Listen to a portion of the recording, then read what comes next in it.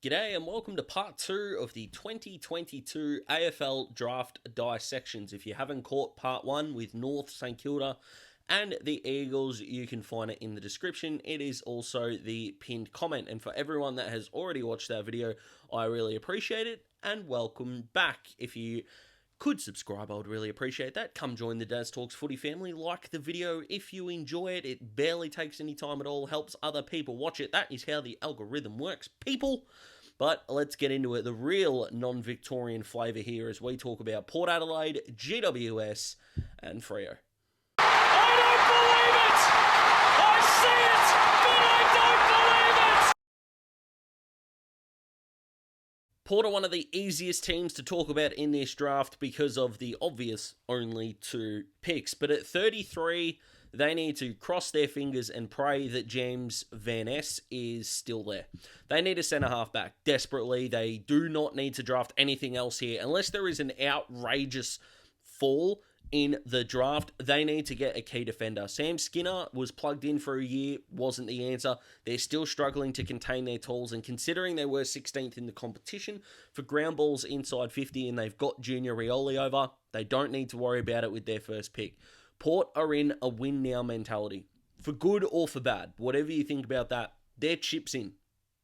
They need to take advantage of the fact that there still is a list hole. Now, Van Ness is not going to be the guy that is going to come in round 1 and absolutely dominate, but the quicker you develop these guys, the better. It is their biggest weakness, and at 33, they need him there. Or if a Lewis Hayes or a Josh Weddle does happen to start falling, for some reason, I don't think they will, but trading up to get one of those would be key as well. But a centre-half back at 33 is the answer. At 60, it's just going to be best available. If Kobe Ryan is still there as a South Australian, I think he would be a really good look. They could start him on a wing. He's a really good user, and Carl Amon has left that void behind, even though they've still got the likes of Kane Farrell and Riley Bonner, who, yes, were already in the best 22 for big periods throughout last year. Farrell coming back from injury.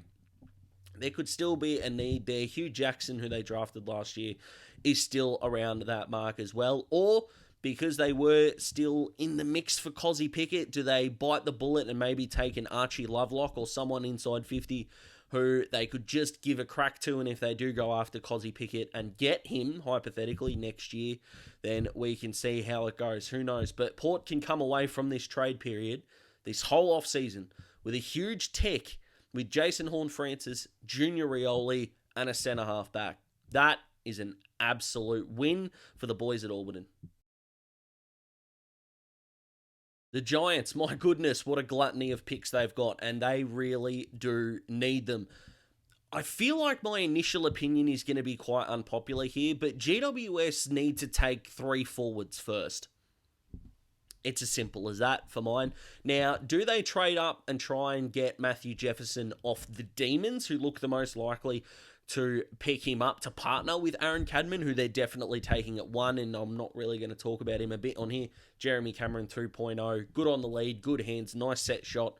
That's pretty much what you need to know. Everyone else is talking him to death. Let's talk about the depth in the draft. At 15 and 18, Jacob Constantine, I think he's going to be one of those picks with some confidence. I do think Charlie Clark might be a reach, but they do have the assets to trade into the 20s if they feel like things aren't really going their way and someone else might pick him up. You know, do a Bulldogs go for him with their second round pick? It's definitely something there to consider, but the Giants need 3 forwards in this draft. They're going to get 1 tall, definitely. They're definitely going to get a small. I'm as confident as I can be that Jacob Constantine is going to be a Giant. But what do? Do they go after Charlie Clark? Do they take a 3rd tall type? Do they wait for 31 and take maybe a Jaden Major, who I talked about, Magor, who I talked about in the North Melbourne video? Maybe unlikely. I do think Charlie Clark would be a priority for them. Trading up for Jefferson and just beginning your draft with Cadman and Jefferson, even though you've got Hogan and Riccardi there, I think would be a big win for the Giants. But Toby Green is going to need some help next year, and that's who they could go after. At 31, it is going to be best talent available. It wouldn't surprise me if they did go for a midfielder, even though that's the part of the ground that they're reasonably okay in, even though Taranto and Hopper are no longer there. Tom Green is going to get extended midfield time. Finn Callahan is hopefully going to be able to rotate in there. But you look at a guy like a Mitch Zibkowski, for example, from the Dandenong Stingrays. If he's still around the mark at 31 and is the best player available, I think the Giants could look at that definitely. That 31 pick might be involved in some trades as well. But my wish list for the Giants is you need to come out of this draft with 3 forward 50 players. It's as simple as that. And what they can get after that, their last 2 picks, I think will be absorbed in a bid for Harry Rouston as well. So they're going to come away from this draft reasonably okay. But if they take anyone in the back half in this draft, I'm honestly going to be left scratching my head. Forward of the footy, impact players. It's what the Giants need under new coach Adam Kingsley. So for Freo, I'm actually going to start at the back end and work to the front end of their draft haul. I don't really expect them to use their 2 picks in the 70s. If they do, and I know Xavier Ellis is really passionate about this, as am I, just take a punt on the best waffle kid. What is the downside here? Even if you've got plenty of depth in that position, taking a punt on a guy in the waffle that's been tearing it up for a while, there's no disadvantage to this. I think we need to be rewarding guys in these tiers, in these leagues, that might be seen as a tier below, and just give them a chance. You never know what you are going to find. Freo are pretty settled as a best 25-26. If there is a club and the kind of draft haul that could do this, Freo are definitely it, but 70 and 77, I don't really have a lot of hope for. 65 is definitely in with a chance if they do try to move off a pick here or there. I think they could target assets in next year's draft potentially. If a club, say like a Hawthorn, a Collingwood, or a Richmond, who have got picks in that 40 to 50 mark, do try to target that pick 30, that is definitely something that is on the cards and something that I would encourage my Hawks and potentially the Pies to do as well, but I'll talk more about those teams when they come up. But pick 30 for mine, I think needs to be a third tall. Max Gruszewski, I hope I'm pronouncing that correctly, looks the type. He might not have the overarching height, but watching this guy reminds me quite a bit of a young Jack Gunston. Now, if you can grow into even half of what Jack Gunston was, you are going to be very pleased, especially at pick 30. But considering Jai Miss and Matt Taberner have got the keys to this forward line in a post-Rory Lobb world, having a guy who's ultra dangerous on the lead, a good set shot goal kicker, and he's going to demand respect from opposition, even if Josh Tracy is in that best lineup or not.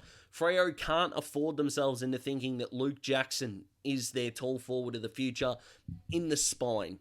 So he can't be their centre-half forward, he can't be their full forward. Can he be a guy that can go down there with a couple of tools around him and cause absolute mayhem? Potentially. I would even say probably, if his projection from the 2021 final series grand final is more of a reflection of his trajectory than 2022.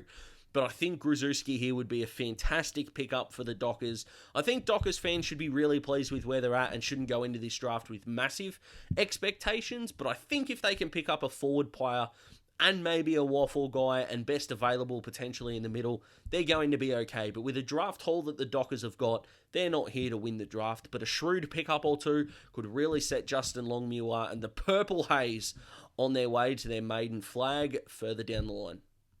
So that's it for part 2, a much shorter, more condensed version, which I hope you enjoy. Part 3 coming tomorrow. Cannot wait for that. Comment below, let me know what you agree with, what you disagree with. If you enjoy the video, click that like button, subscribe if you haven't already. I would love to get to 600 before the end of the calendar year. There still will be videos coming in December, perhaps not quite as frequently, but we've got my beautiful partner Sam's business that is just kicking on. I've got to finish my cricket stretch when it comes to the radio station, which I'm actually wearing here, RPP FM, if you're on the peninsula, 98.7 and 98.3 on Friday between 4 and 6 p.m. Is all aspects of sport with me and the fantastic AJ King. And you can also catch the cricket commentary of the MPCA from 12:30 onwards. Have a fantastic day, guys. Enjoy. I can't wait to catch up with you tomorrow. Goodbye.